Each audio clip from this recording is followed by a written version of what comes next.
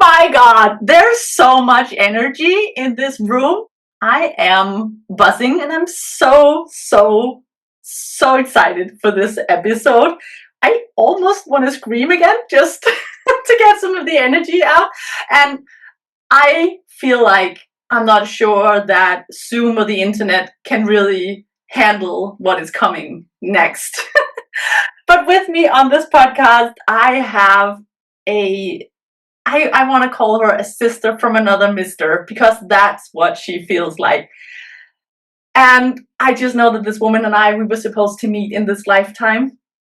And I actually want to take you back 12 months ago because 12 months ago, I didn't know that this wonderful human existed. But if I take you back 6 months to an avenue in Denver in a room full of, I don't remember if we were 800 or 1,000 incredible women, this stranger woman just walked up to me. She came up to me with this radiant aura, walked up to me with the hugest smile on her lips, gave me the biggest hug, kisses my cheek, and says, "I'm so excited to meet you."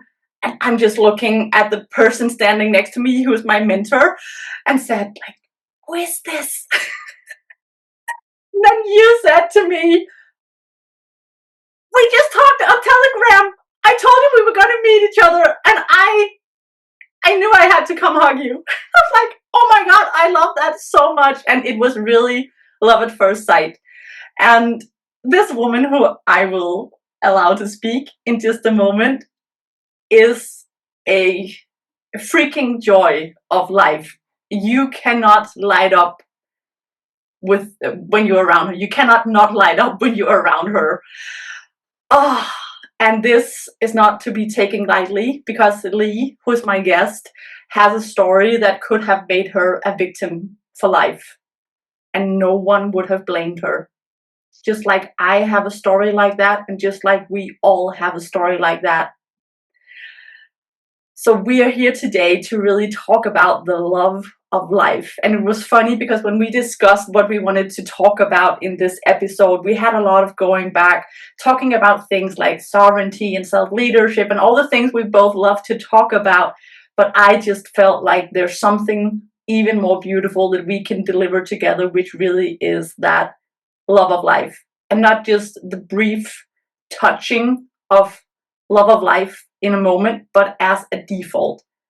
And I want to preface this by saying I did not believe this to be possible 5 years ago.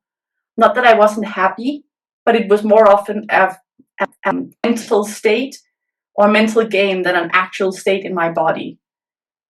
So if you are craving more love of life, more just genuine pleasure of being here, you're in the right place in this podcast episode. Oh, and I just want to say welcome, Lee. Come say hi. Thank you so much. What an unbelievable introduction, Mida. Oh my gosh. And thank you for bringing us back to that moment when we got to meet in person, because I literally felt that in my bones. I felt it in the magic of that moment in my bones as you were describing it so beautifully. And thank you so much for having me today on this podcast and discussing one of my favorite topics in the entire world. And I agree, this is something that you and I can bring so much to life for everybody today. And this is so critical for the work that we both do. It's such at the heart of the work we both do. And like you said, we both have a story. We both have a journey we went through.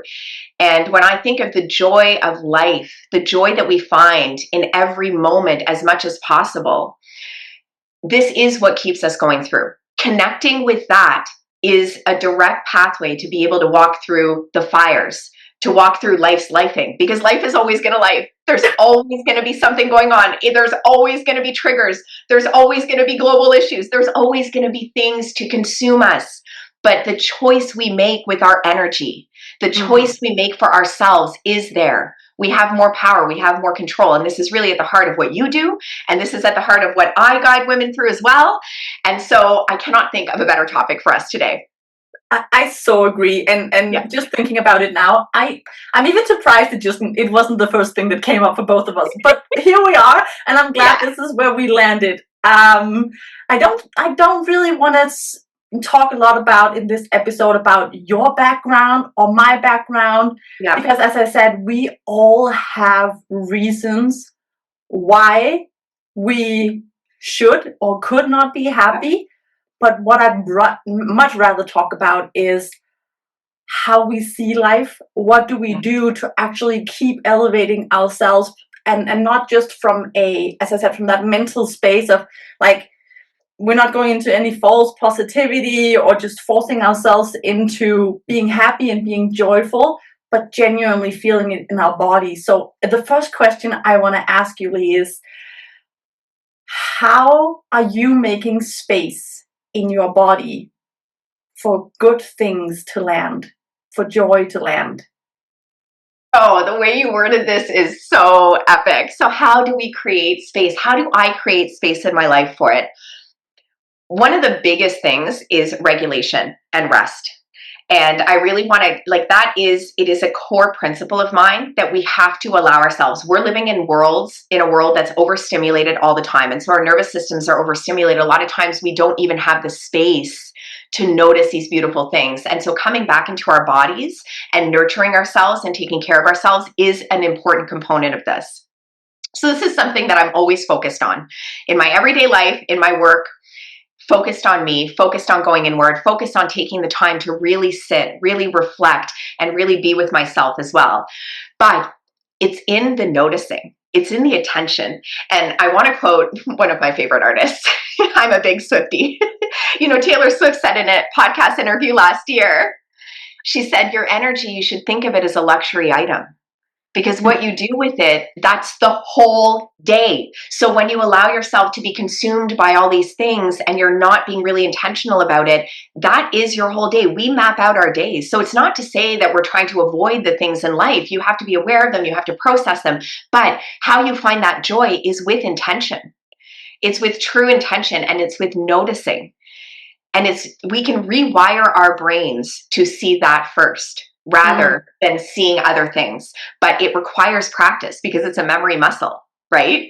Yeah, so I so agree. And it really comes, so you can say the noticing is one thing, but also in that moment, really remembering we are sovereign beings. Yes, the world is on freaking fire, and it's not that we want to go into hiding and to neglect it, but we also have to say, what is within my control? How can I actually contribute to something different in life? Because in Dare to Rest, I operate with, you say, like a core identity of what I call the reverse rebel, because we spend so much of our life fighting against something. That's what rebels do. But reverse rebels, they really decide, what do I want to stand for?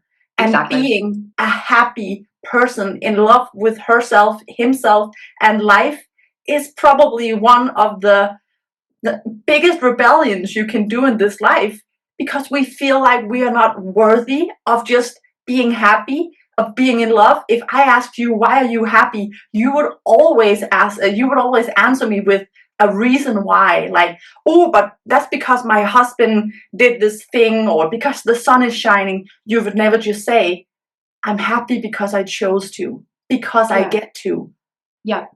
No one says that, but we all have that option.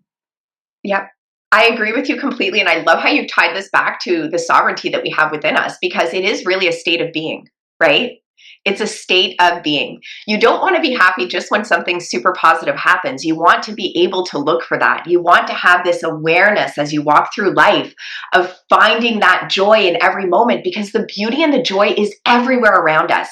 And you mentioned too about dumpster fires everywhere. Like, yes, it's not about bypassing that. It's not about being apathetic. It's about being able to hold it all, because the joy and the happiness and the beauty, these things are what drive us. And that frequency is so important, because if we don't have hope and beauty and joy, what are we all here for? What are we all here for? What do we have? We all, and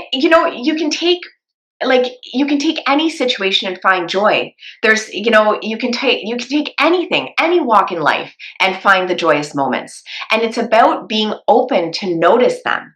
Because a lot of times what happens in life is we get so bogged down by our to-do lists and our days and the busyness and the things going on around us, that it's like trigger, overstimulation, do. And we don't take time to just be with what is.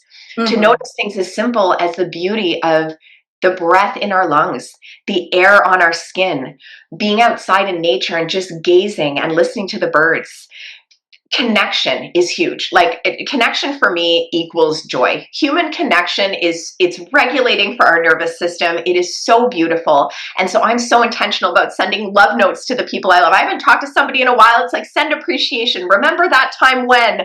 I want to know how you're doing. Like just anything that just infuses joy, not only for yourself, but for others. And how Mm. you choose to spend your energy, like really, really holding that. Every morning I think about that. Every morning I wake up and think about, how am I going to use this today? How am I going to use this potent magic within me to make this the best day possible, not just for myself, but for everybody around? Yeah. Yeah, I love that. It reminds me, I don't even remember how old I was, maybe 16, 18, 20, that age-ish. I remember I got this poster from my sister that said, every day you wake up with a money being deposited on a bank account. Mm, That's your life. That's time. What are you going to do with it?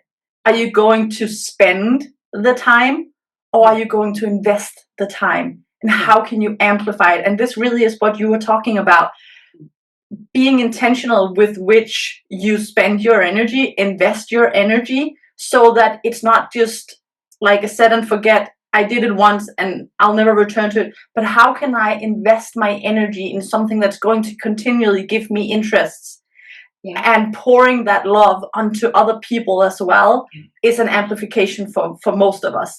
And it's not that joy has to come from giving to others, but it's just, as you say, it's that beautiful connection where we just really feel that one on one doesn't equal two, but five or nine or whatever it gives, because it's so much more when we do it to someone.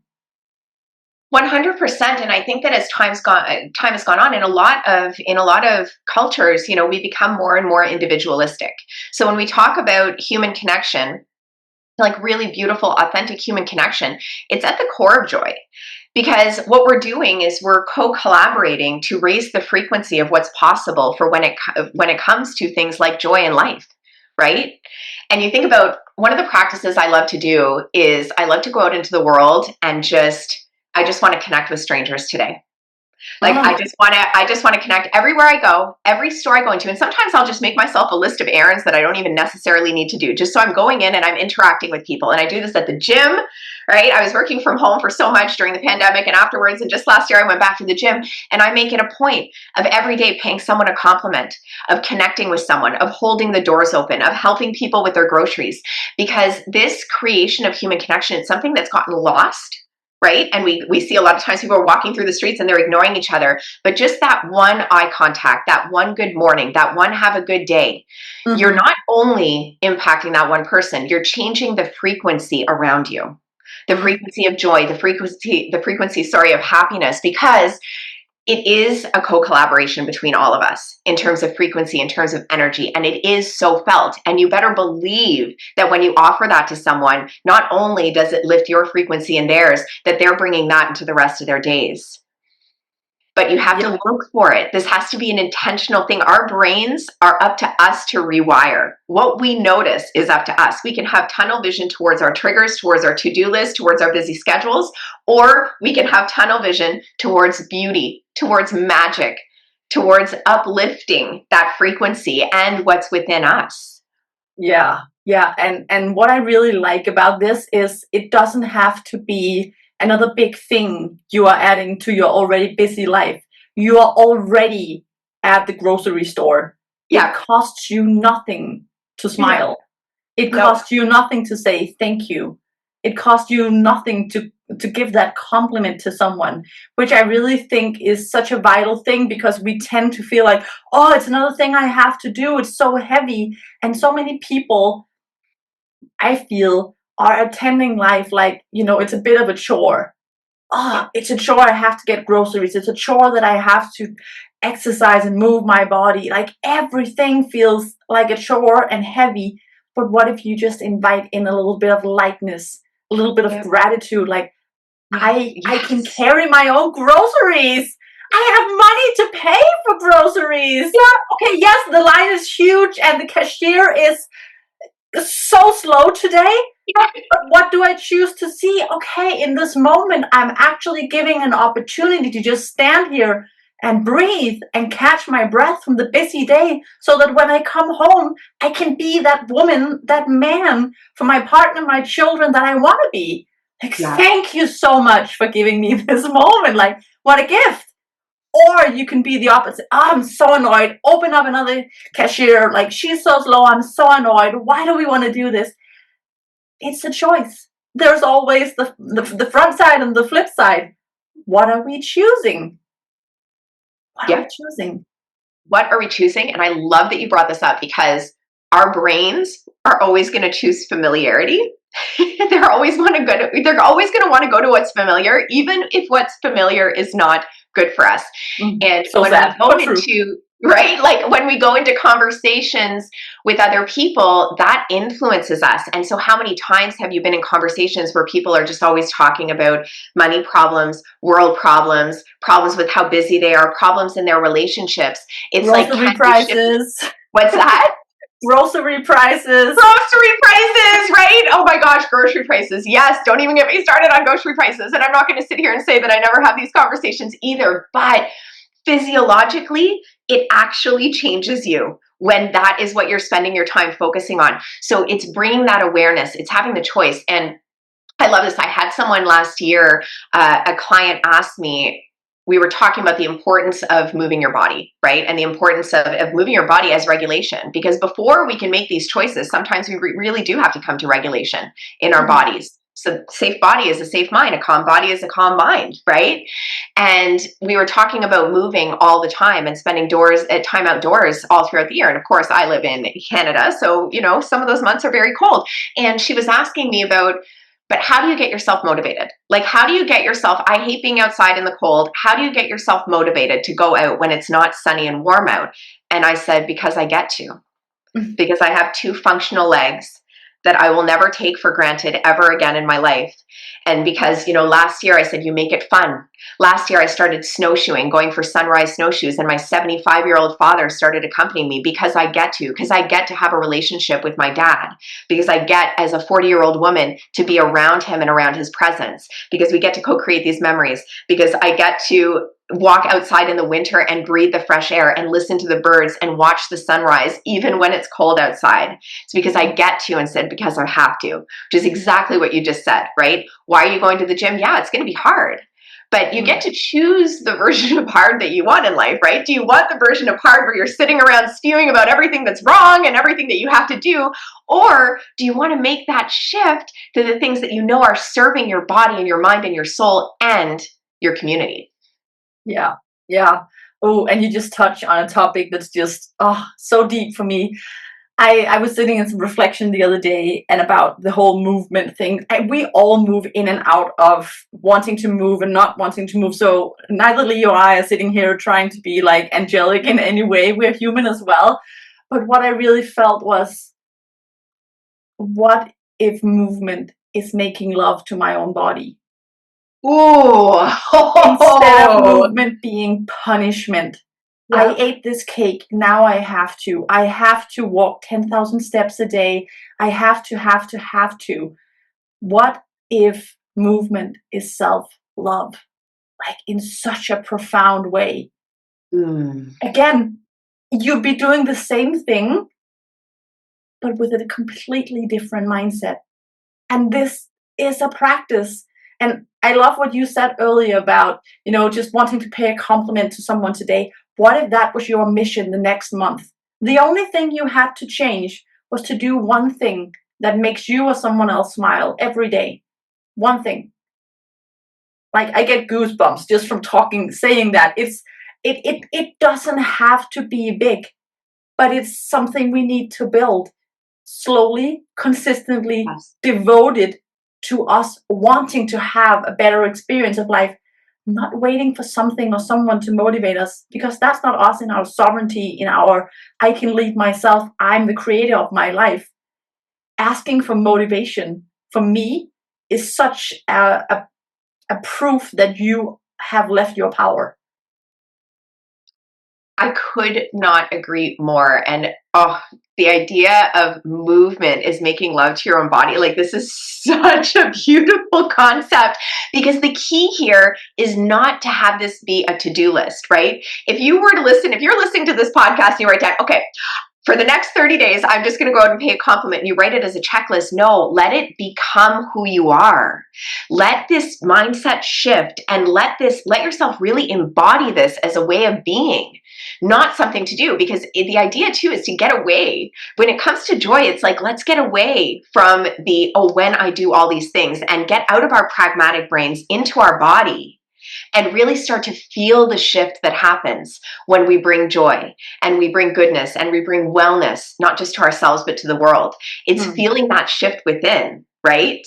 And it's really becoming it, so that this becomes how we live our days. And this just becomes, because life is always going to be, and it's beautiful. You want to have a big vision for your life. You want to have these goals. You want to have things to, things on your list. Absolutely. And life is full of the to-dos, but in the way that you carry yourself every day as you walk through all of that, what are you doing there? What are the small shifts?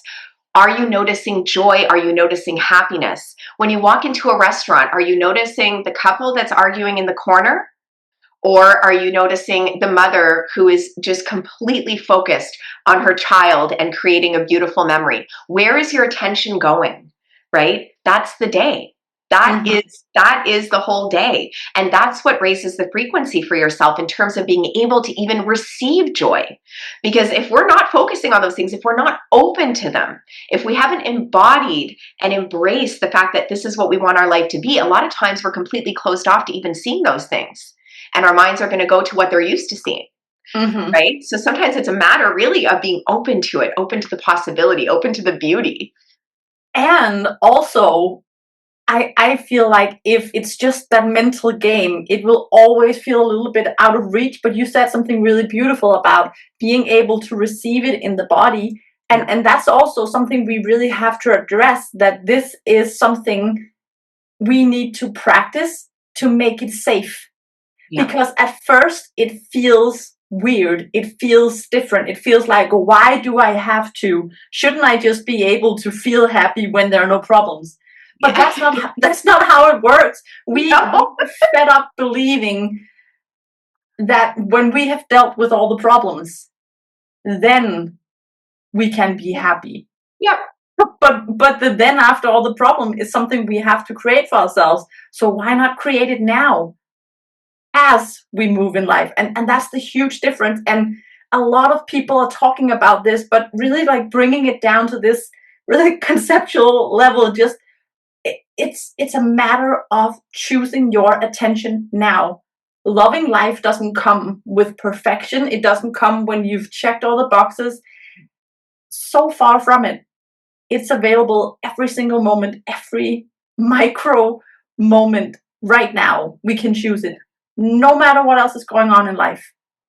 And it's that choice that we have to learn to claim for ourselves. Oh, 1,000,000%. And listen, girl, like you hit the nail on the head too, of saying like we have our moments, because there are periods in my life where it was always about when I get that next job, or when I finish this, working with this client, I'll get a break. And when no, it's about finding the peace. Like that is a natural tendency that we have. It's absolutely a natural tendency we have, but we have to have the availability for beauty. And so one thing that I love to do, in order to be able to receive it, and one thing that I really love to do with this is that as I'm going through, because not every day is perfect for me, I have my days too, right? But as I am going through, I'm really working on training my body to receive the beauty and the joy and the happiness. And so when I walk into the store and I see that mother having that beautiful moment with her child, I observe it, put my hand on my heart, and I let myself really, really absorb the imagery of that beauty. I allow myself to really feel it in my body, because we do need to train our bodies that this is the safety. This is the safety you're after. Exactly. It's not an absence from triggers or an end of the list that we're trying to get through, or an accomplishing that next goal. That's not what's bringing us safety. It is these moments that make up our days, because life is going to go like this. Life is going to go like this. But if you can find those moments, and you can, and I'm not even going to say find those moments because they're everywhere. If you can notice those moments and become aware of them and really let them fall into your body, it changes everything in terms of your reception. And you'll notice it's the same thing as if you're shopping for a car, right? And let's say you're shopping for like a blue Mazda, you're going to start to notice everybody who's driving around in a blue Mazda, right? Yes. Like that's just, you're going to notice how many blue Mazdas there are around, how many there are in the parking lot, things that you never noticed before. And so similarly, if you go through life and you're looking to notice joy, your brain starts scanning for joy. It starts scanning for things to just fill your soul with so much happiness and so much glory and so much beauty. And so the biggest power move that you can make, in my opinion, is to make these shifts and to be really intentional. The biggest power move, that could have been the name of this episode as well. Yeah. Oh my God, I love that. And we also have to remember the fact that you said, like, watching a woman, let's just say she's embracing her child, and yes, that's beautiful as well. But it could also be the mere fact that, as you said earlier, I have legs. I get to go to a grocery store and buy all my products in one place. So I don't have to either farm them myself or go to 10 different shops. Like, there are so many things just readily available for us to grasp and just say, oh my God, like, I can't believe this. And it can go even deeper than that. Like, just, I have a life. Yeah. I'm breathing. I'm here. I get to experience what it is to be a soul in my body, feeling feelings, feeling what it feels like when I pinch my own skin, feeling what it feels like when I drink water and it lands in my body, feeling wind in my hair, putting my feet into sand or snow or whatever we have available. It gets to be so basic. But we have that idea that for me to be happy, it has to be big and extraordinary, and I get to only be happy when I have the high grades, when I'm getting married, when I have the children, when I have the promotion, as you said. Finding magic in the mundane is how we love life. And then just witnessing it. It gets to be that simple. It's not this big thing. It's not this huge secret that someone is carrying. It's right there. Yeah. Right there. Yeah. Can we grasp it? Absolutely. And I think finding magic in the mundane could also have been the title of this podcast episode. It could have also been. And the thing that's really important that I really want everyone to hear too is that a lot of times we think that if we take small moments of time throughout our day, that we don't have time, right? We're constantly walking around with this idea that we don't have time for things. Yes. I don't have time, right? Yes, been there, done that. I still do it some days. You always have the time. And let me say this, I want everyone to hear this. Like, when you take the time for this, you are actually also expanding your capacity to be able to withstand the things that happen in life. Because if you're constantly up-leveling your baseline, when it comes to joy, when it comes to happiness, when it comes to just magic, like all the magic in life, your baseline is higher. And therefore, your ability to walk through things with grace increases. And so those little micro moments that may feel like, oh, I don't have time for this today. Oh, it doesn't matter. Yeah, do them, because you will have more time as a result. You will have more time as a result, because the patterns that we tend to fall into when we're focusing on the to-dos and the busyness and everything, these do consume time.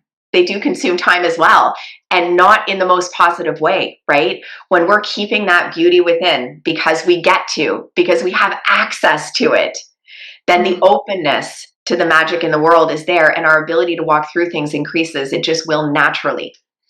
Yeah, and it really also expands our experience of time, because if everything is done in rush, or we're fighting against time, our partner, ourselves, like fighting against life leaves us in that state of a dysregulated nervous system in a small degree or in a big degree. And whenever we are in that state, we just don't take life in the same way. But when we can say, ooh, I'm just going to make sure that every single day I create those micro moments for myself and maybe for other people as well, that's what we remember. And that's when time feels expansive. So at the end of the week, we won't be looking back saying, shit, where did that week go? Or at the end of the year, I hear so many people say, oh, another year's passed. Where did time go? And I'm like, oh my God, a full year? Do you have any idea how many wonderful memories and experiences I've captured this year? Not that I've done more than other Yeah. people. I just took the time to capture them. Yes. Yes. Exactly. You took the time to notice. You took the time to receive. You took the time to allow it to become a part of you. So that you're walking around with that beauty, that magic, that energy too. And then everyone around you is feeling it. Right? And that is, you hit the nail on the head. Life passes us by when we're not doing this. And we only get one. We only get one of these big, beautiful lives. So the question is, how are you going to spend it? Exactly. At least one life in this body. But yeah, yes. Yeah. That'll be a different podcast episode. For sure. Yeah. And it's so important. It's so important. And when we already touched on so many of these things, like we feel it doesn't matter, that we don't have time for it. So much heaviness around it. And again, don't approach this from that perspective of it's another thing I have to do, but let it come from that pure place of just, this can bring me joy in the moment. I'm doing this for my own experience of life. I choose to be in freaking love with life because I have the choice. I have the choice. I have a choice, and we touched on this, but a shift from, this has been life-changing for me, the shift from I have to I get to, like just changing that one word in your inner dialogue, in your inner vocabulary, changes everything, right? Yeah. I'm in a rush, and I have to go pick up flowers for my mom for Mother's Day. No, yeah. I get to spend time with my mother, and I get to spoil her in this way, and I get to go smell those flowers and decide which ones I think that she would feel are the most beautiful, and the most abundant. Like, I'm laughing so hard because I even have a podcast episode where I say that you shouldn't just say get to. There's like another level. I'm not going to go into that here. Yeah. Just a little tease of all the people listening, because there's also that there can be some complexities in saying I get to. I agree, it's a beautiful shift, but what I've also come to realize is that there's another level beyond. Just get to. So, shit, Lee, do you have any suggestions for how anyone could get started? If you were starting with this today, what's the one or two things you would say, this is what I'm going to focus on? Yeah, 100%. So to me, it all comes down to how you start your days. So what you do in the first hour of your day sets the tone for the next 12. And you're coming right out of a rest and digest state. You're coming right out of rest, and it's a brand new slate. And think of your day as that.